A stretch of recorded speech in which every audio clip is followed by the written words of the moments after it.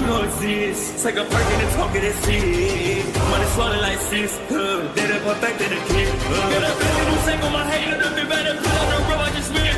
I know we got $1 million. The devil that shit ain't not cheaper again. Hello and welcome back, fellow anime lovers, to MangaMuse. I am delighted to have you join us once again in the world of fanfiction and fantasy. This is the first part of What If Deku Finds Powerpuff Girls in MHA. Special note, this fanfic is written in a masterpiece of PeriwinkleFrog on FANFICTIONnet. Do check and support the author too. Now smash the like, share and subscribe button for more. Also press the bell icon so that you never miss such great parts. Thanks for the introduction. Now let's dive into the world. Bubbles, where's my dress? Blossom shouted. It was a normal Saturday, back at the Powerpuff house. And although it was early, things inside were running at top speed. Breakfast being made courtesy of the professor, girls getting ready, and of course, there's always boring and tedious chores. And today, the girls were in a rush to get ready. Why? Because currently, a villain was attacking Townsville. And like a new student arriving at school after getting stuck in a bad traffic jam, they were late. Very late. Bubbles poked her head into Blossom's bedroom, her blonde pigtails bouncing. "Just a sec, it's in the dryer," she replied. Blossom, who was sitting on the bed, turned around, her hands busy with tying her red bow. She frowned. "Bubbles, what did I say? You don't need to wash my clothes for me. I can wash my own," she sighed. Bubbles smiled guiltily. "Oops, sorry. Force of habit." Blossom got up, leaving her bow partly tied. "Can you just go and get it out, please?" Bubbles shook her head. "No can do. It has at least 20 minutes left before it's done." "But then, how come your clothes are done?" Blossom asked, looking at Bubbles' clean blue dress. "I wash our clothes separately, blue first, then green, and finally pink. I don't throw them all in together. I'm not a savage," Bubbles replied simply as she walked away. Blossom groaned and slapped her forehead. "Oh, we're gonna be late." Quickly, she ran to the door, opened it, went down the hallway, and down the stairs. In the living room, Buttercup was sitting on the couch in a relaxed position. "Buttercup, why are you relaxing? You have to do your chores, remember?" Blossom asked. Buttercup rolled her eyes. "Relax. I'm doing 'em." It was then that Blossom noticed the running vacuum. It was moving and cleaning by itself, and it was glowing bright green. After looking at the vacuum, Blossom looked back at Buttercup with a tired look. "Really? Would it kill you to just do things without your powers?" Blossom sighed. Buttercup looked lazily at Blossom. Yes, it would." Blossom shook her head and flew away in a streak of pink light towards the basement entrance. "Hypocrite!" Buttercup yelled from behind her. Blossom clicked her tongue as she landed. "For me, it's an exception. I'm in a rush." "Sure." Blossom ignored Buttercup's snide remark as she opened the door and quickly ran down the stairs. Once she reached the bottom, she carefully weaved her way through tables filled with weird tools and papers and avoided the much larger, scientific equipment. She sighed. As much as she appreciated her dad being a scientist, it was a little annoying how she would find equipment everywhere she looked. Although, she shouldn't complain. Her dad was the only one to even find out about superpowers in her and her two sisters. Even Blossom herself had no idea how her powers came to be. All she knew was that they appeared when she, Buttercup, and Bubbles were just toddlers. When that happened, the professor immediately took to researching and doing tests about it. And the results were surprising. Apparently, the girl's DNA had some kind of mutated component to it.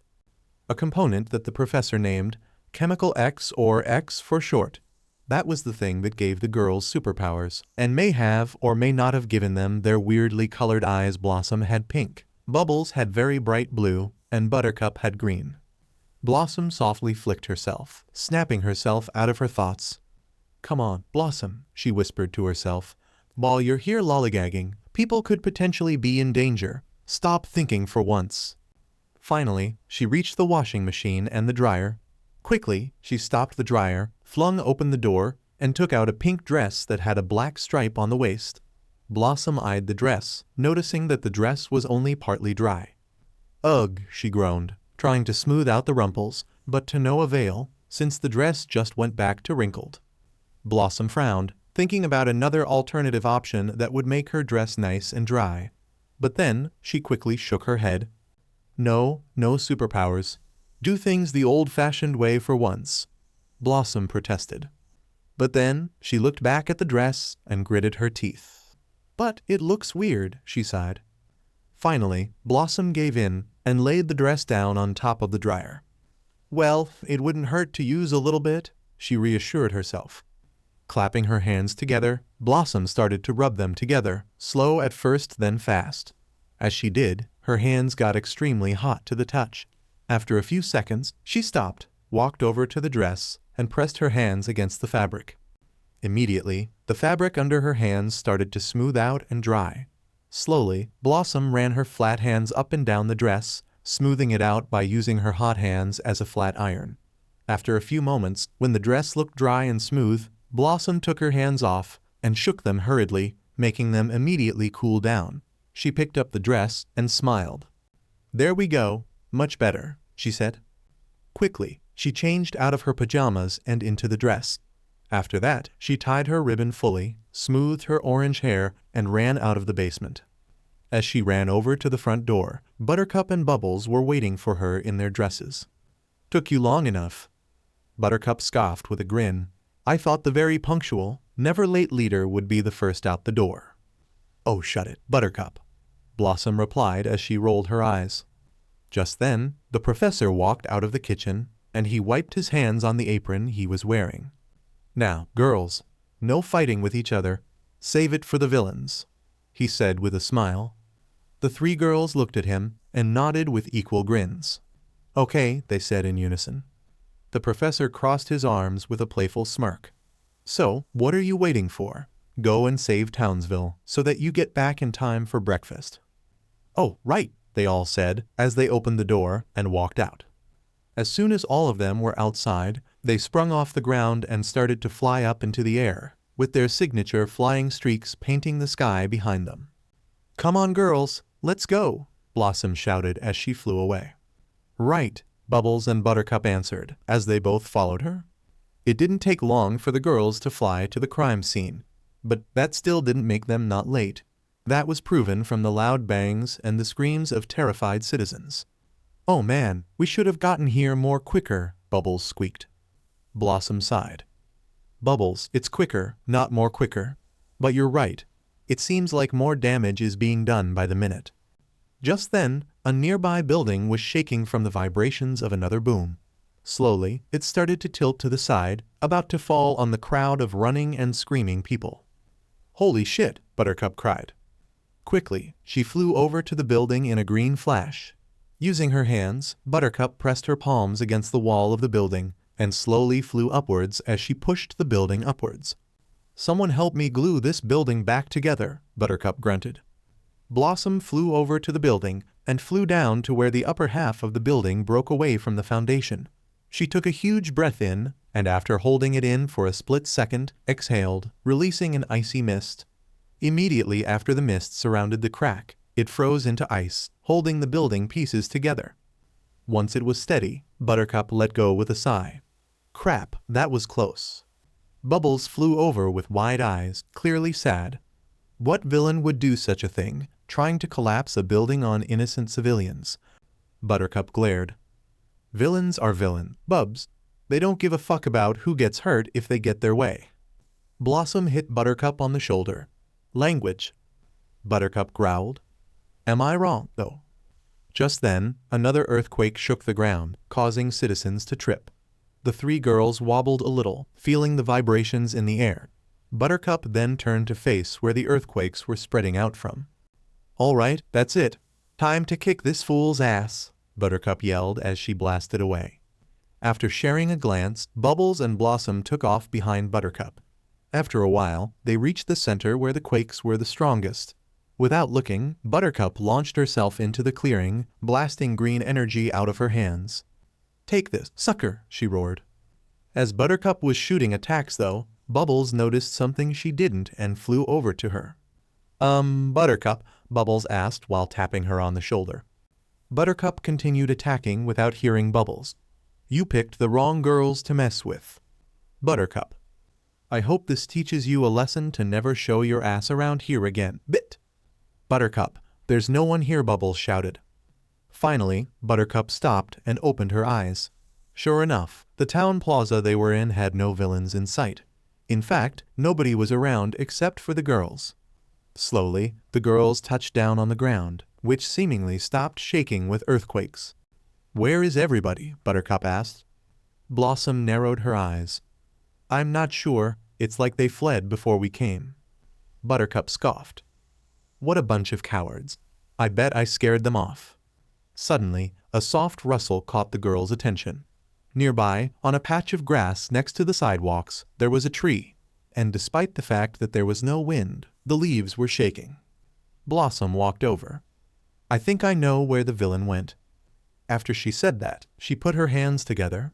A ball of pink energy appeared in her hands and grew until it popped, revealing a shiny red yo-yo.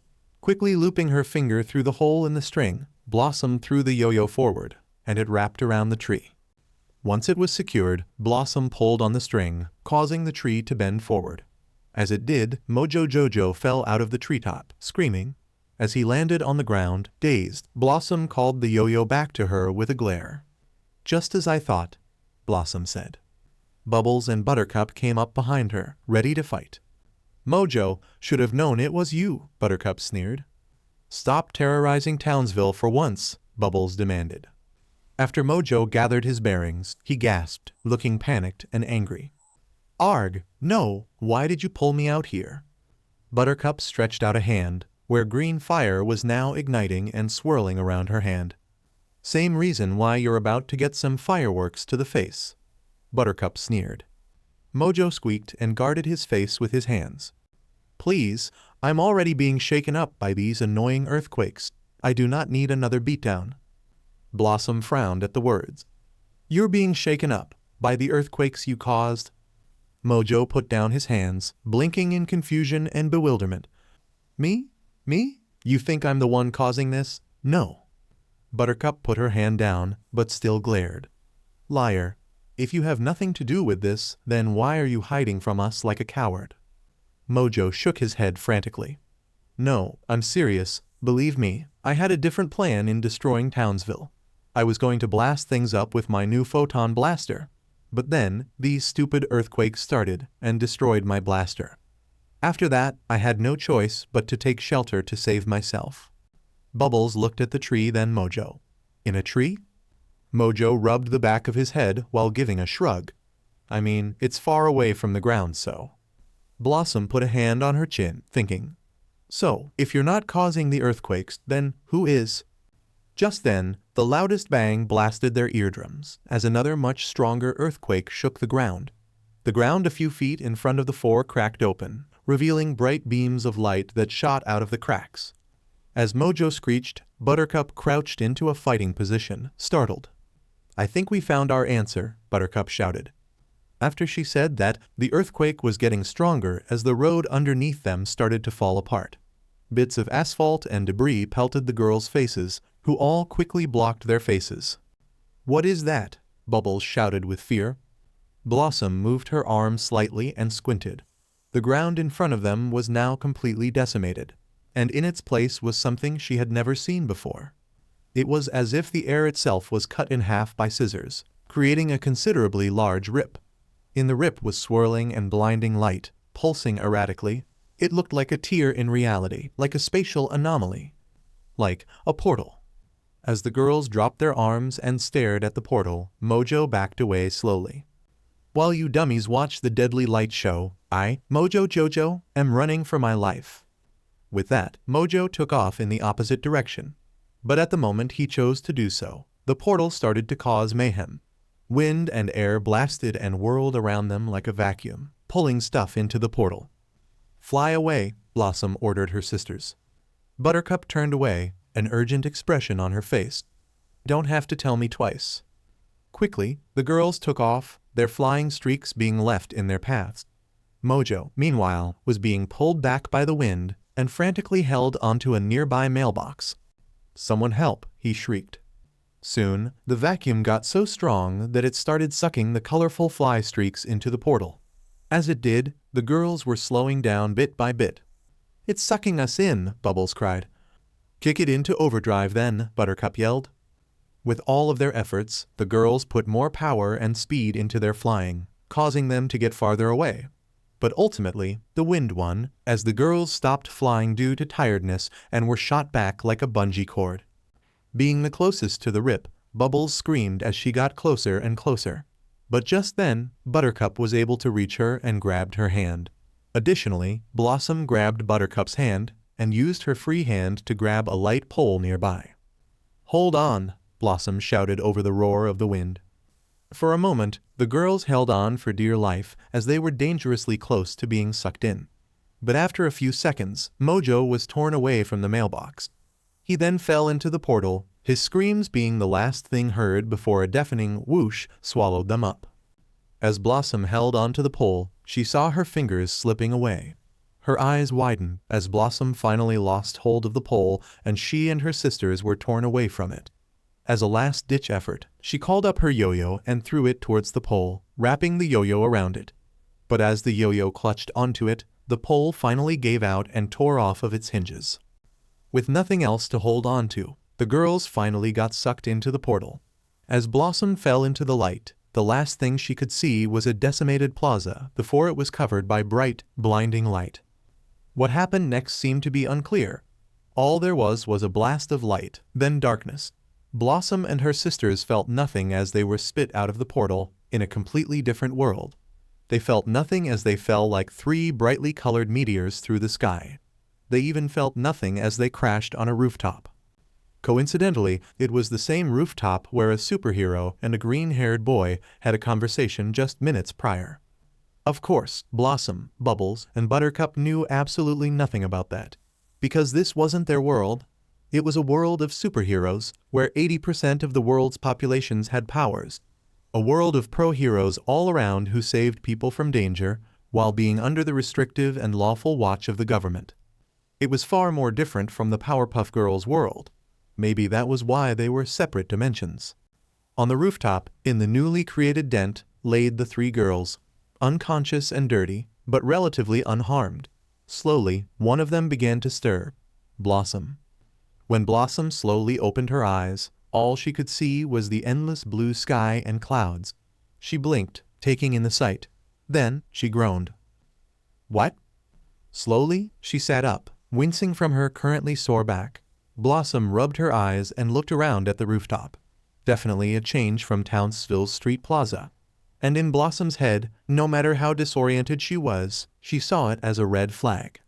Immediately, Blossom's eyes widened as she became alert. She quickly turned to her sisters, who were unconscious next to her. Quickly, she shook Buttercup, who was nearest to her, awake. "Buttercup, Buttercup," Blossom whispered harshly. Buttercup turned on her side, groaning and completely oblivious.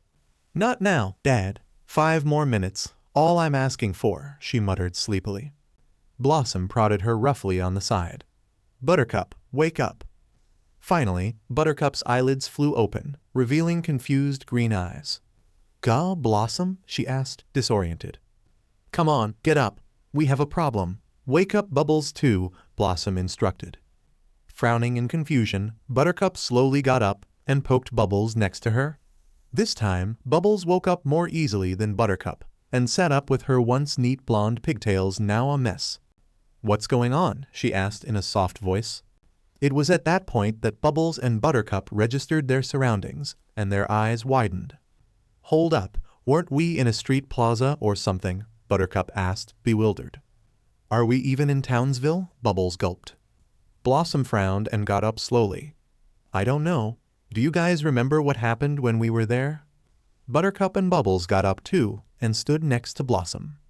"All I remember is that we were about to beat Mojo's ass. Then a weird portal thingy appeared out of nowhere. Then..."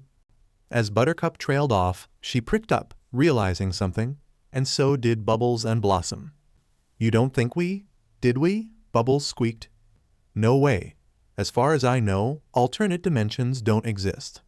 Blossom quickly replied. "Well, we didn't know portals existed, and boy were we wrong about that," Buttercup snapped. After she said that, Buttercup raced to the edge of the building and looked around, gazing down at the city below. As Bubbles and Blossom came up behind her, they all froze. That is definitely not Townsville, Bubbles concluded as she shivered. Blossom couldn't find a counterargument, so she said, "No, it is not." Just then, a boom sounded in the distance, making the girls jump with screams. "It's the portal, ready to suck us into another weird place," Bubbles wailed. "Not this time, I'll blast it to pieces," Buttercup hollered. But, surprisingly, another earthquake didn't happen. Instead, there was smoke rising from a not far away part of the city, in full view of the girls. Blossom was the first to connect the dots. "Not a portal, an explosion," Blossom mused. Bubbles blinked, worried. "That must mean people are in danger." People we don't know," Buttercup countered. Bubbles turned to Buttercup, frowning. "They're still people, Buttercup, ours or not.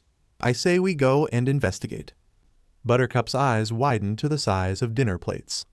"Are you crazy? We have no idea who or what made that explosion.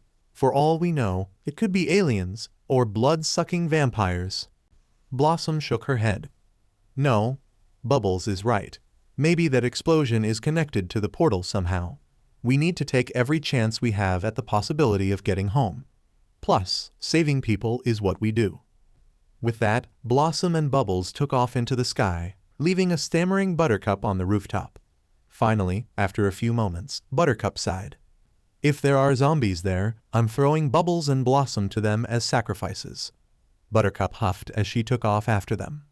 Fire. That was what happened in that one part of the city.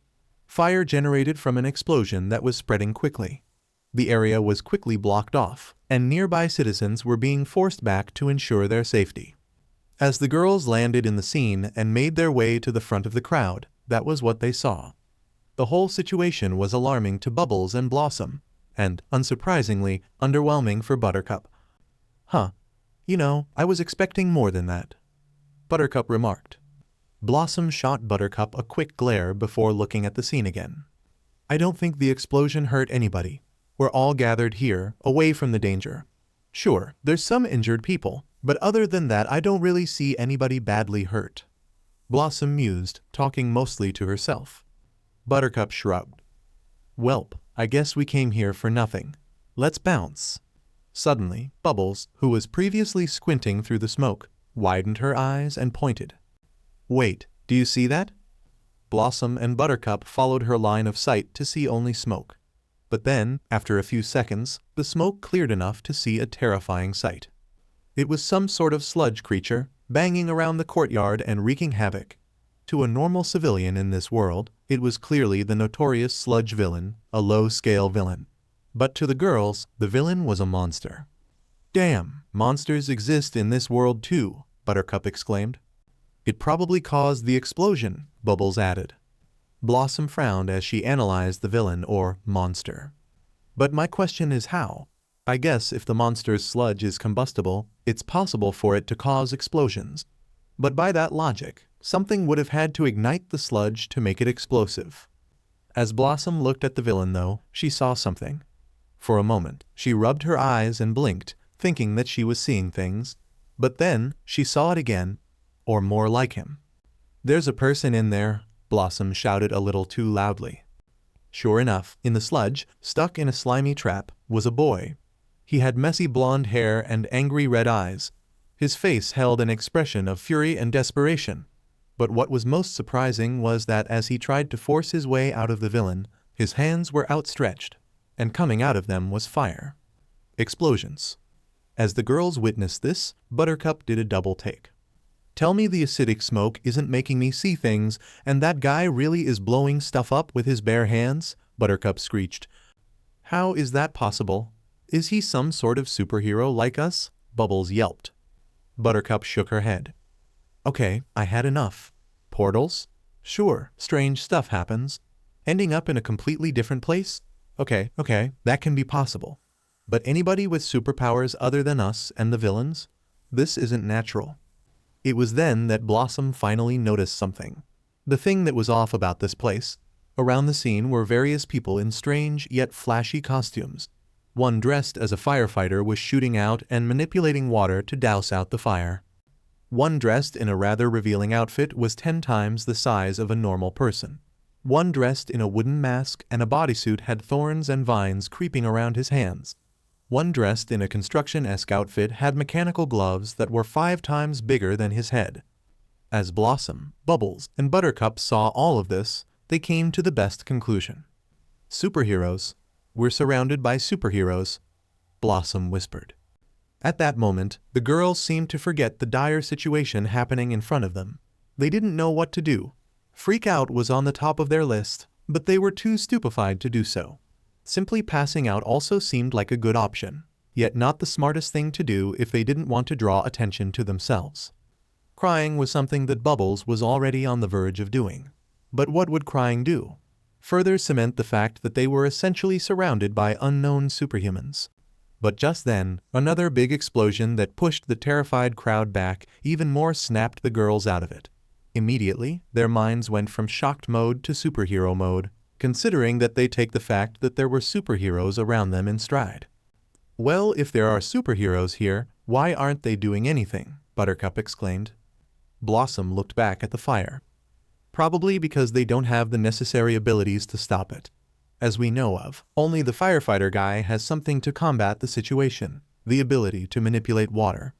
But other than that, there's nobody that can get near enough to save the guy trapped in the monster. Buttercup looked at her sisters with a determined glare. But we can stop this, do the things that these supposed heroes can't. Bubbles momentarily looked distressed before looking forward bravely. Yeah, let's stop this before it's too late. Blossom looked at her sister before finally grinning slightly. I think I can use my ice breath to take out the fire. When I do, that leaves an opening for you guys. Bubbles, use your supersonic voice to disorient the monster. Buttercup, when that happens, you'll get an opening to dish out some attacks and force it away from the boy. Got it. Got it, Bubbles and Buttercup replied in unison. With a solid plan in mind, the girls took action. Quickly, they tore away from the crowd to the crowds and the hero's shock. Are those little girls? Where are they going? They're trying to take on the villain. No way. That's suicide.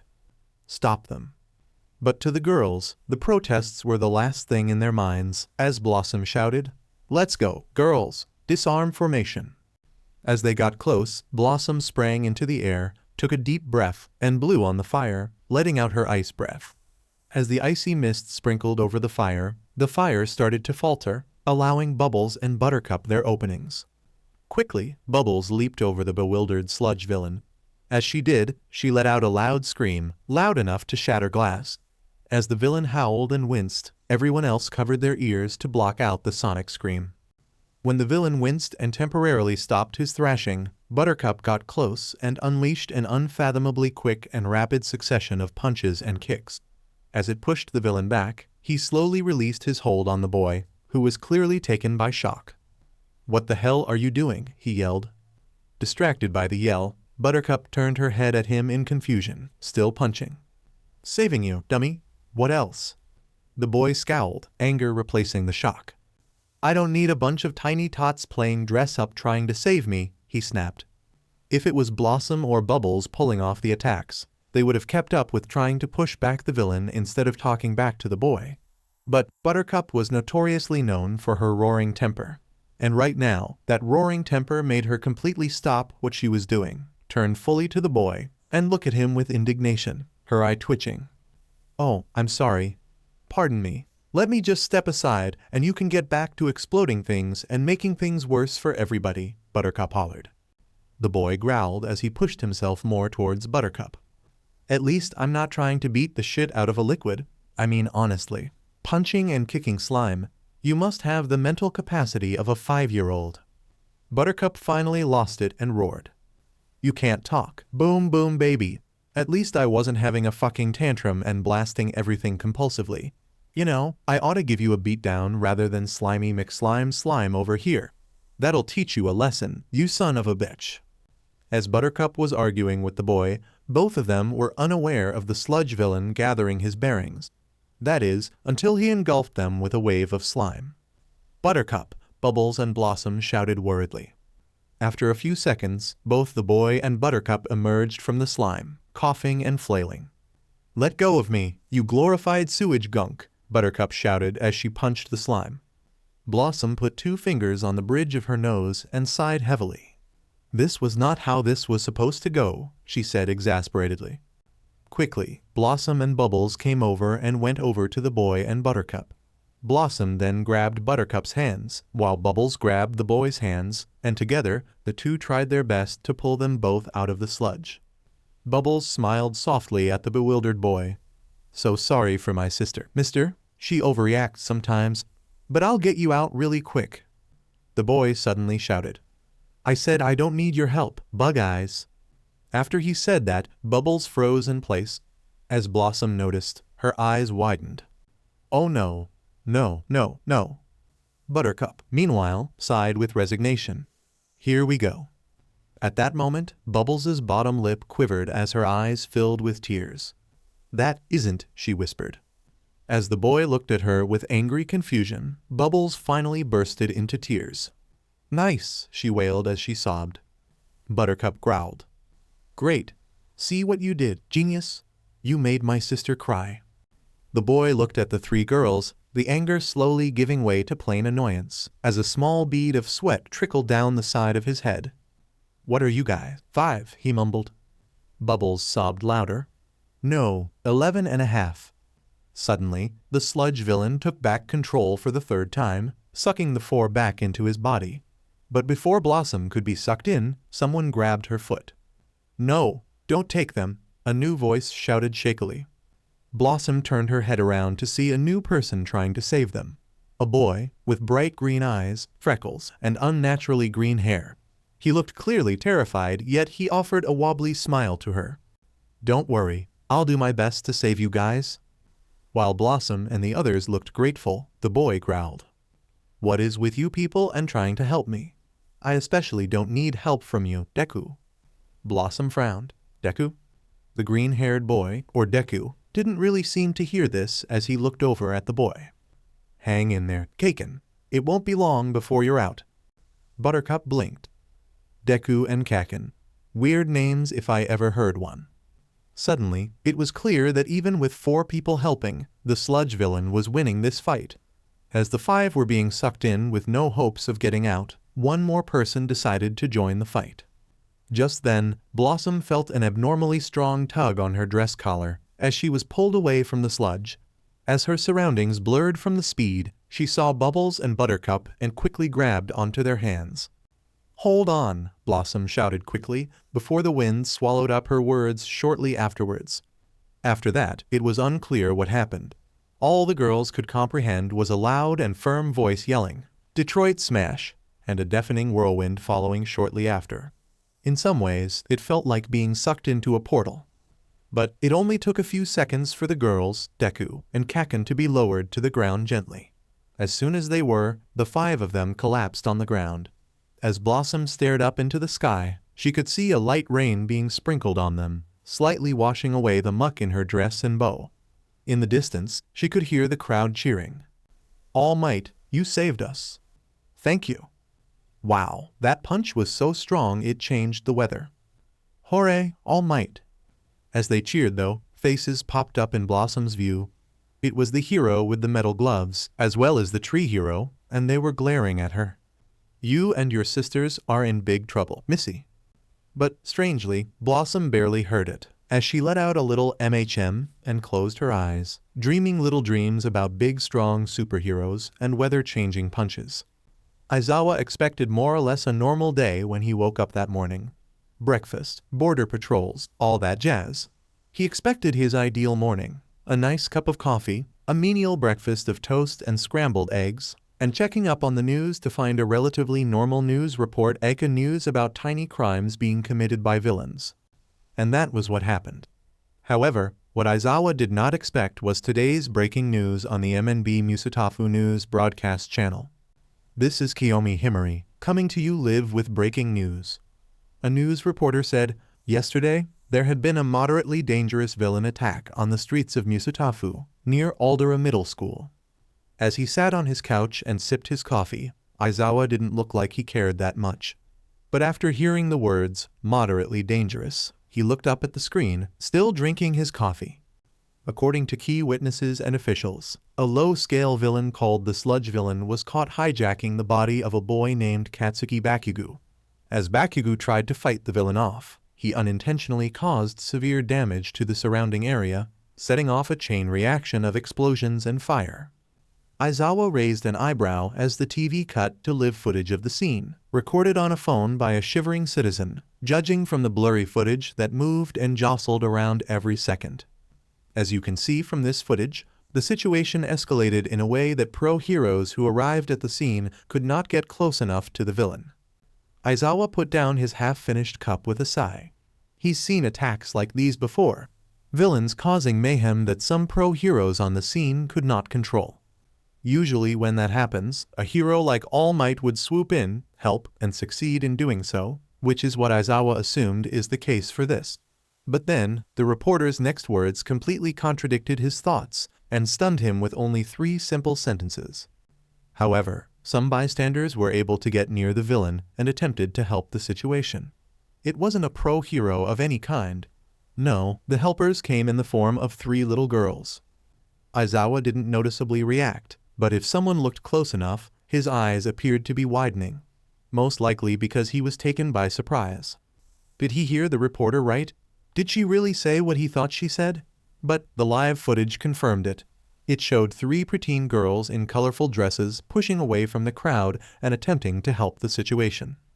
But his surprise didn't end there, as the footage showed the girls' efforts to help. From the looks of it, their quirks were impressive. The girl in the pink dress and bow had an ice breath quirk. The girl in the blue dress and pigtails had a supersonic scream quirk. And the girl in the green dress and messy short bob had a super strength quirk. The thing that was surprising, shocking even, was that it appeared that the girls had more quirks. The way they moved, fast and swift, and how their jumps almost looked comparable to flying. That couldn't be just normal human skill. That looked to be the work of a quirk. There were other things in the broadcast, mentions of another boy named izukumidoriya attempting to help when the girls' plan to stop the attack went awry, and All Might eventually swooping in and stopping the villain himself. It went on to say that the girls so far were unidentified and now under the watch of the government due to the fact that they used their quirks without a license. And as soon as that fact was revealed, Aizawa's phone started to buzz. With a glance at the phone, Aizawa paused the TV and picked it up. It was an incoming call from Nezu, his boss. Aizawa wondered what the call was about, but he was starting to get a notion on what it was going to address. Finally, he answered, "Hello? Aizawa, glad I was able to reach you." Nezu's cheery voice came from the speaker. Aizawa checked the clock on the wall. Although it was broken set 4 hours ahead, Aizawa could tell that it was only 9:37 a.m. "Yeah, right before I was about to head out for hero patrols," Aizawa responded. "Ah, yes, about that. Could you do a rain check on the patrols?" Nezu asked. Aizawa looked back at his phone. "Why? Something wrong at UA I need to come and fix?" "Oh, no. I just need you to accompany me to City Hall. We have a scheduled appointment with a government official specializing in quirk misuse. You have seen the news, correct?" Aizawa frowned as he looked at the paused TV. "Yeah, villain attack got out of hand, and little girls tried to stop it illegally with their quirks?" "Yep, that's the one. We're supposed to lecture the girls on how important quirk safety rules are." Aizawa blinked, incredulous. "That's it. Why can't the officials do it?" "Well," Nezu said vaguely, "there are other things to discuss with them. But you'll know when you get there." Aizawa sighed. Nezu was always being Nezu, charming yet secretive. For a second, he wondered what else they were going to discuss with the girls, but before he could dwell on it more, Nezu spoke again. "All right, we have to be there by noon. Let's meet up before then. Does 11:40 sound good?" Aizawa nodded. "Yeah, sounds good. 11:40 it is. Okay, see you then." Aizawa sighed lightly as the phone hung up. "See you." After he said that, Aizawa got up. He had time to kill before the meeting. But he was going to need all the time and more to mentally prepare himself for the roller coaster of a day this was going to be. 3 pint-sized supergirls, Aizawa muttered to himself as he shook his head. Who knew? This is bullshit, Buttercup yelled. As she said that, she slammed her hands on the table, both making her sisters and the government official, a guy in glasses, jump. After a moment, the official cleared his throat and frowned. Young lady, I advise you to watch your language and lower your tone, he started to say sternly. Bull. Shit. Buttercup yelled, completely ignoring the official's words. We did everything we could to stop that villain attack, and we almost succeeded too, and yet you arrest us. What is your goddamn logic, sir? Blossom glanced away, not bothering to calm Buttercup down for 2 reasons. 1. Once Buttercup is in a rant, it is hard for anybody or anything to stop her. Blossom once tried to do that on an occasion and got a chair to the face. And 2. As aggressive and unnecessarily mean Buttercup was being, Blossom and Bubbles both completely agreed on what she was saying. Because, in a way, Buttercup was right. It was ridiculous. Shortly after the attack stopped and everything started to wind down, the Powerpuff Girls, after being attended to for their injuries, were sent to a nearby government facility by some pro-heroes and a police force. They then told the girls that they were being temporarily monitored by the government because of unauthorized misuse of quirks. After that, the girls had to stay in a hotel room, which was nice, to say the least, for the night. In the morning, after being given breakfast, they were finally sent to a government official to address the problem. The girls found not one but multiple problems with this. First of all, the unauthorized misuse of quirks rule the police was preaching to them. Unauthorized misuse? To Blossom, her plan was effective and simple, and it was authorized by her, which was more than enough. Sure, they ran into some complications, but it was all in good spirit. Plus, they could have improvised easily and found a way to defeat the monster, which apparently isn't a monster at all, and just a weird sludge dude, even if that one hero didn't make it in time to punch the villain away. Secondly, even if in this weird world where using superpowers are illegal, was this amount of punishment really necessary? Being kept under supervised lockdown all night, it wasn't like the girls even caused much trouble to begin with. And what even is a quarrel? Is that what they called superpowers in this demented reality? It's called either superpowers or super abilities, not quirks. And by the way they talked about quirks, it was as if everyone had them, which was a freak of nature in of itself. How could humanity ever find a way to evolve for everyone to have a superpower? Yes, there was the exception of the girls, but they were unique. 1 in a million, no, trillion. But apparently, that wasn't the case anymore. It was officially confirmed. This reality sucked. The official seemed to be on his last nerve as well. Succeeded? If anything, your efforts caused more trouble. Any of you could have gotten hurt. The guy you were saving, Bakugou, could have gotten hurt. Hell, you could have put everybody in the surrounding area in danger. There's a reason that only heroes are meant to handle these kinds of things. A visible muscle on Buttercup's head twitched as she looked like she was about to murder the guy which she was. How many stinking times do I gotta tell you this? We are heroes. We're the Powerpuff Girls, for F's sake. The official looked at Buttercup with a deadpan expression. Then, he closed his eyes and rubbed his temples momentarily before looking back at her with tired eyes. Look, I get it. I really do. You dream of becoming a hero. You strive to help people. That is completely fine. You cannot, however, go masquerading around town like you are actual heroes. You know that you can't do crime fighting without a license or without the approval of a trusted hero or official. Otherwise, you're classified as a vigilante. There are rules in place that you can't just brush by. Trust me when I say this, girls. The place for pretend hero playtime is in your house. The calm and incredibly patronizing speech that the official gave just about pushed Buttercup over the edge. Before the other 3 knew it, Buttercup lunged at the official with murder clear as day in her fiery green eyes. Quickly, Blossom and Bubbles sprang at Buttercup and held her back. Let me at him. Let me show this son of a bitch how this pretend hero can whoop his ass, Buttercup screamed. Bubbles held onto Buttercup's arms, surprisingly calm. Now, Buttercup. He's not worth it. Yeah. Plus, you don't go around punching town officials in Townsville. Don't do it now, Blossom sighed. The official, meanwhile, seemed to be numb to the fact that a feisty Buttercup was half a second away from choking him, and looked at Blossom. "And this Townsville you girls keep on mentioning, where is that, exactly?" Suddenly, Buttercup stopped thrashing and stared at the official. "You really don't know where one of the most popular cities in America is?" The official shrugged. "I mean, how would I know? I lived here all my life." Bubbles tilted her head, confused. "Then, you should know where it is, then?" Now, the official was really confused as he shook his head. "No, like I've said, I've lived here my whole life." While Buttercup and Bubbles looked utterly lost in terms of what the official was talking about, Blossom realized something with a jolt. "Wait, where are we?" she asked. Both the official and her sisters gave her weird looks. "Where are we? What kind of dumbass question is?" Blossom silenced Buttercup with a lift of her finger and asked again, "Where are we? What city and what country are we in?" Despite looking like he was weirded out, the official answered after a moment of hesitation. "Musutafu, Japan." This time, all three girls were stunned as the official's answer sunk in. Blossom, Bubbles, and Buttercup found themselves looking at each other, utterly speechless. As this happened, the official was more confused than ever. "Okay, that's it. It's clear that you girls aren't from around here. Where are your parents so that we can clear this up?" Blossom looked at the official and hesitated.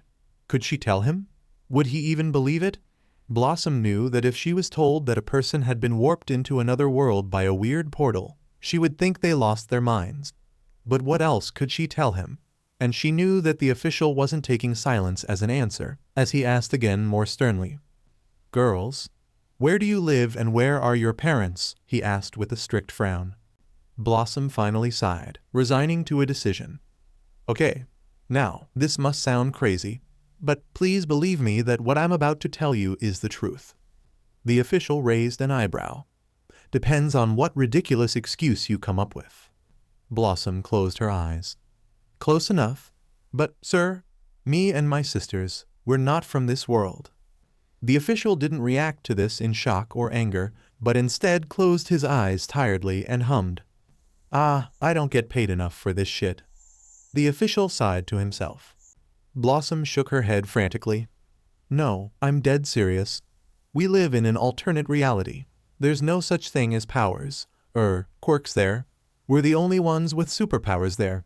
But a portal sucked us out of our world and stuck us here. That's why we're so uninformed about the supposed rules here, because we're not from here." Bubbles nodded her head in agreement. "Yes, Mr. Official, sir, we're telling the truth, we swear." The official, who had his head buried in his hands, growled in response. "Shut up, please, shut up." As he said the last word, the official banged his now curled fists on the table, startling the girls. He stood up suddenly and walked to the door. "That's it. It happened. You girls finally broke me. I'm going home for the day. I need a break. And a shitload of aspirin. I hope I never see you little brats again." As the official slammed the door behind him, Buttercup shouted, "Yeah, F you too, buddy." As the official's footsteps faded, Blossom sat on the chair, clearly annoyed. "Why are the people here absolute idiots?" she half groaned and half whined. "You tell me. First it was Boom Boom Baby, then it was those stupid heroes, now this guy. Tell me why this isn't a shitty reality again." Buttercup scowled as she plopped down in her chair, arms crossed. Bubbles sat down in her chair finally, clutching onto her dress and looking down. Slowly, tears filled her eyes. "We're never going home, are we?" she whispered. Blossom and Buttercup looked at her, surprised at Bubbles' hopelessness. Usually, she was always the optimist in situations, always looking at the bright side of things, so this change in behavior was shocking, and most of all, despairing. Blossom put a hand on Bubbles' leg and shook her head. "Don't say that, Bubbles. We're not going to stay here forever." Bubbles sighed. "It sure feels like it. As of now, there's no signs of that portal that got us into this mess, and nobody believes us. Maybe we're doomed to live our lives here in this weird place." "Now, that's just pure bullshit coming out of your mouth, Bubbles. Don't be so damn cynical," Buttercup interrupted. Both Bubbles and Blossom looked at her with a frown, causing Buttercup to realize how rude she was being and lowered her tone. "Okay, that was rude. But I mean what I said." Sure, people aren't listening to us, but we don't need their help. We're getting home. We just have to do everything we can to do it. Even if we have to create a portal ourselves or punch a hole in reality that can warp us back. I promise you we're getting home somehow. Bubbles was quiet before offering a soft smile. You're right, we just need to find a way. Just then, the door opened, drawing the girls' attention. At first, they assumed that the official came back. But the visitor at the door was way different. Well, visitors. There were two of them. One looked relatively normal, with long black hair and a plain black shirt and jeans to match, brandished with a grayish scarf to complete the look. Only, he looked tired, almost lethargic, with his clearly visible eye bags and bloodshot eyes. But the person he was with looked even stranger, if it was a person. Or he looked humanoid, standing on two legs and dressed in a rather formal outfit. But the weird thing was that its breed was either one of three things: a white mouse, a dog, or a bear. Maybe even all of the above. As the pair walked in, the girls, despite their manners with the exception of Buttercup, couldn't help but stare at them. Bubbles couldn't stop staring at the fuzzy mouse person due to his sheer adorableness. For a moment, the pair stood still and looked around with slight confusion. Huh? Where's the government official guy? The tired man said to the mouse person. The mouse person took out a pocket watch and looked at the time, while scratching his head. They said he would be here when we came over, he noted. While this interaction happened, the girls stared even more, surprised that the mouse guy could talk now. Bubbles was in awe because of how cute the mouse's voice was. After a few seconds, the pair turned to the girls, just noticing that they were here. Have you girls seen a government official around? The tired man asked them. Buttercup raised an eyebrow. Tall, glasses, asshole. He just left. The tired man looked confused, which prompted Blossom to sigh. We unintentionally scared him off, I guess, she said. The mouse person shrugged. Well then, I guess we have to wait for another one to swing by. In the meantime, I guess we have the alone time to talk. As the two sat down, Blossom frowned. Talk about what? We were called here to talk to you about the rules and regulations of quirk misuse. The mouse person replied while settling in the chair. Buttercup visibly groaned, not bothering to hide it. Really? Like that official did 1,000 times 5 minutes ago. The mouse person shook his head. Not necessarily. I'm sure that the people you've encountered since last night won't really answer your questions. But that's what we're here to do. Answer your questions. But in return, you have to answer some of our questions. Deal? The girls hesitated. They weren't expecting this. This, as in people talking to them like actual people. It seemed like a really good deal. If they get to ask questions, maybe the Powerpuff Girls could try and understand more of the mess of a reality they were in. Or, at the very least, know exactly what quirks are or why there are laws that prohibit them. You won't judge us based on what questions we ask. You'll just answer them truthfully and that's it, Blossom finally asked. The tired man nodded. As long as you do the same for us. Blossom looked to her sisters, who glanced at her and nodded. Finally, she answered on the behalf of her and her sisters. Okay, deal. But we get to go first. Instead of looking insulted by Blossom's demands, the mouse laughed. All right, what do you want to know? Before Blossom could get a word in, Bubbles piped up. Who are you guys? Also, why do you look so cute and fluffy and fuzzy? Bubbles squealed. Blossom looked at her, seeing the second question as a rude thing to say. Bubbles. The mouse, meanwhile, laughed again. Straight to the point, are we? Well, I'll answer. My name is Nezu, and this non-fuzzy person I'm with is Aizawa. As his name was mentioned, Aizawa nodded in greeting. As for your second question, I suppose I'm rather cute and fuzzy. I've been told that a lot. It's a long story, though, for another time. Nezu continued while smiling politely. Buttercup then spoke up, directing her question to Aizawa. Why do you look tired, like you just rolled out of bed? Buttercup, Blossom groaned, as she sighed in exasperation at her sister's off-topic questions. Despite Blossom's reaction, Aizawa didn't react at all and shrugged simply. Long days of no sleep. Coffee all day. He answered simply. Buttercup nodded. Understandable. Blossom raised her hand. I guess I'll ask the questions that all three of us are wondering. As she says this, she casts glares at her sisters. Why are we in trouble? Nezu nodded, a little grateful that she asked an actual question pertaining to the actual topic. Well, there are a number of factors. The largest one has to be unauthorized quirk misuse during the sludge villain attack. But why is there a law like that in the first place? Buttercup asked. Nezu sighed. It's complicated, really. But for the sake of simplicity, I'll just say the answer is the problem of hero incidents. You see, we follow through on these types of rules and take them very seriously. Not just for you, but for everyone, especially heroes. The girls looked confused at that, especially the heroes part, which prompted Nezu to continue. You know that whenever a villain is causing mayhem, they cause destruction, right? Well, it's the same for heroes too. In most, if not all fights before rules like these were in place, the villain may cause a large amount of destruction.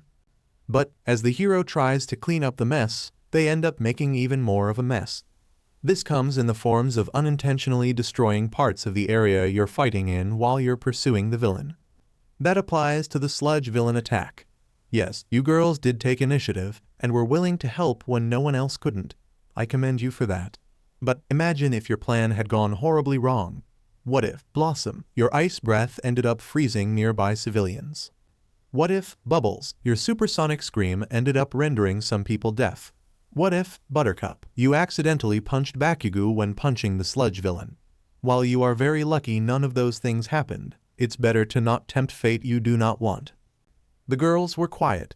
They couldn't find an argument, not even Buttercup, because they knew just how easily things could spiral out of control. They knew it from experience. From when the girls were 5 and had just unlocked their powers. They remembered that day vividly. They remembered how a simple game of infection tag led the girls to unintentionally destroy the whole city. That led to people to fear and be angry at them. They called them monsters. Bug-eyed freaks. They refused to even look at them. They casted them out. While Townsville did apologize to the girls for their cruelty, after the girls saved the city, the girls, especially Blossom, didn't feel like Townsville had anything to apologize for. Having your home and city decimated by 3 young girls in colored dresses and vibrant eyes was frustrating and despairing. And they could have caused that again. Even if this time around, their intention was saving people rather than having fun playing tag. Finally, after what seemed like forever, the silence was broken. So what? You just can't use your quirks at all? Buttercup asked, her voice not in a challenging tone for once. Nezu shook his head. No. We strongly encourage those with quirks to embrace their power. We just have to regulate it so that no one gets hurt from it. If you were to receive a hero license, then you are free to use your quirk to an extent. Enough that you can defeat a villain, but not too much that you go overboard and kill them. After all, what a hero should do is serve justice, not commit murder, no matter how justified it is. As the girls listened to this, they were just hit with a shocking and a little depressing fact. Townsville never did that for them. Sure, they let the girls fight crime, but they didn't really care if the girls went crazy on the villains. Only the girls' own morals stood in the way of them actually killing anybody. Townsville never did. All they really cared about in the end was that the girls did their jobs and saved Townsville from harm. But at the same time, Townsville's laws seemed more logical to the girls than this reality's. Townsville let heroes do whatever they wanted as long as they fulfilled their duties. But with Musutafu, they had a legal chokehold on their heroes, only allowing them to use their powers when necessary. Regardless of how moral the heroes' intentions are, the girls had no idea if people would like Townsville's rules better or not, but they themselves certainly did. So, Nezu said, breaking the tense silence once more, you understand why you can't use your quirks, yes? The girls hesitated for a second, before solemnly answering. Yeah, Blossom sighed. We're sorry for causing trouble. Bubbles apologized. Yeah, sorry. Buttercup mumbled, not as heartfelt as Bubbles. Nezu smiled softly. You are skilled fighters, girls. You have the potential to be great pro-heroes around here. Do you go to any schools in this area? Blossom froze at the question, and could sense her sister's tense at the question too. The real answer played in Blossom's mind automatically. No, because we're kinda, maybe, sorta from another universe. Instead, she answered, no, we don't exactly live in this area. Aizawa then spoke. You know what, we were going to ask you about that. Where do you live? The main reason why you were kept overnight is because we can't find any information about you in our records. Thus, we couldn't find where you live so that we can send you back home. Why don't you tell us about that? Truthfully. Blossom sighed. She knew this question was coming. It was inevitable, really. For a moment, she considered lying. But then, she thought about how Nezu had answered their questions honestly, hopefully, he did. And because of that, Blossom's heroic morals forbade her from lying. You wouldn't believe us, Blossom said, remembering how her words made the government official walk out of the door in exasperation just minutes earlier. Instead of proving that though, Nezu simply laced his fingers together and said two simple words. Try me. Blossom then looked to her sisters again for their permission, to which they gave with a nod. Then, finally, the girls told Nezu and Aizawa their past. The girls told them about how they were inducted into the profession of heroes at the age of 5. About how for 7 years straight, they fought villains and saved Townsville time and time again. About how they would have continued if a strange portal hadn't landed them here. The girls told Nezu and Aizawa all of it. Aizawa himself had absolutely no idea how to react to this. The absurdity of it all was strong enough to be fake, but the story was too layered and descriptive to be not real. He had a hard time thinking about why else 3 random girls with quirks far beyond anyone's understanding would randomly show up here with no explanation. As for Nezu, nobody could tell what he thought of the girl's story, even after Blossom finished telling it. His face didn't show any emotions other than a small flicker of unidentified emotion on his face before quickly passing as if it wasn't there at all. Then, when the girls were finished, Bubbles decided to ask the question that all of the girls were wondering. Do you believe us? She asked.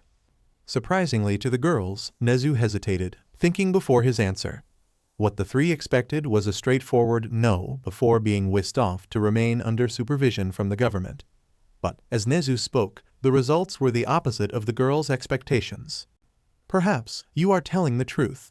I know better than to dismiss your first-hand experience. But what I'm stuck on is this. Why? Do you know what the portal was? Was it a simple anomaly never meant to happen, or did someone of your world or ours cause it? If the latter is true, then who could have done it and what is their purpose of doing it? Buttercup spoke up. We don't know. I wish we did. But we've been here for a day. Literally no answers have been given to us over that time. Nezu nodded in understanding, his brow furrowed in deep thought. Which is why we'll devote some of our scientists to figuring out the problem. In the meantime, what will you do? The girls hesitated. What will they do? Going back home was no longer an option. So do they just stay here? For days, months, possibly even years. Resuming a life of superheroing was no longer an option either. So would they just be stuck here, forced to live a normal life in a world that was anything but? Just then, Nezu looked towards Aizawa, while speaking again to the girls. How about you let me and Aizawa talk about it for a few moments? You girls can stay here. The girls looked confused at this, and especially Aizawa looked confused. But after a moment, the look of confusion passed on his face and stood up. Will it be okay if we leave you girls alone here for a moment? He asked the girls. Even though they looked confused, the 3 all nodded slowly. That's fine, Blossom answered. Nezu smiled. Great, we'll be back. And with that, Aizawa and Nezu left the room and stepped into the hallway. As soon as the door closed behind them, Aizawa jumped right into his question. Do you actually believe them? He asked. Nezu didn't hesitate to nod. Their story makes sense. What other explanation do we have for it? There isn't even a city named Townsville in America. In our America, anyway. Aizawa sighed. But you have to admit it. It sounds completely ridiculous. Just let the moment really sink in. In that room are 3 little girls, who are basically miniature girl versions of Superman, who are from an entirely different world that we know absolutely nothing about, and got sucked into a portal we also know nothing about. Nezu put a comforting hand on Aizawa's forearm. Shota, let this whole moment sink in. I am a talking mouse. You have the ability to silence powers. 80% of the entire world has some sort of super abilities we call quirks. Superheroes are a literal profession that you can take. In a world where this kind of stuff is normal, do 3 girls coming in from another world through a portal seem that far-fetched? Nezu said, in a way too calm voice. Aizawa tried to find something to counter Nezu's statements, but drew a blank. You have a point. Nezu nodded. I know. That is why I believe them. We need the best scientists to solve this dilemma and the multiple questions we have on our hands. But, if I have a hard time believing this, then don't you think that other people will be just as, if not more adamant, to contribute their work to research about a portal they have no idea exists? That is why we must enlist help from Yua. I trust my staff and they trust me. We will find out how to send the girls home, even if we have to avoid government involvement. Aizawa looked towards the closed door. But that will take a long time. Months, more likely years. What will they even do during that time? Nezu smiled. That is why I wanted to talk with you in private. It's too late for the girls to join Yua at this time of year, with the school year practically halfway done. The next school year is in 10 months. Hold on. You want those girls to be in Yua? Aizawa exclaimed. Nezu nodded. That has been my intention since I saw the broadcast. But Yua is a high school. People at the ages of 15 and above are in high school. And how old are the girls? 11, they said? Yes, but they also noted that they will turn 12 in August. Same thing. My point is that they are way too young. Yua's tough. And they are tough too. Shota, Nezu interrupted gently. They've been fighting crime for 7 years. I think they're used to tough challenges. But what will be the point? Yua is meant to train students to become heroes. I'm positive that the girls don't like it here. What makes you think that they would want to become heroes here? They won't, Nezu said simply with a shrug. But there are 2 reasons why it would be good for the girls to go to Yua. 1. If what they say is true, then we have a lot of possibilities to consider. The main one is the possibility of someone purposely bringing the girls into our world for harmful purposes. I hope that isn't the case, but we need to keep an eye on them, just in case. And 2. I meant what I said in my conversation to the 3 girls. They have the potential to be so much stronger. It's clear that despite their years of crime fighting, they still have a lot to learn. Yua can teach them how to use their super abilities properly and to their full extent. Even if it's not to get a hero license, the girls would strongly benefit from Yua's curriculum. I know it. Aizawa opened his mouth to protest, but then Nezu talked again. Look, we have 10 months.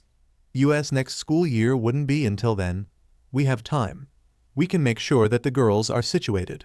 Yua can supply them a self-sustaining apartment for them to live in for the time being, and check on them from time to time. Whatever we do, we have to keep the girls close.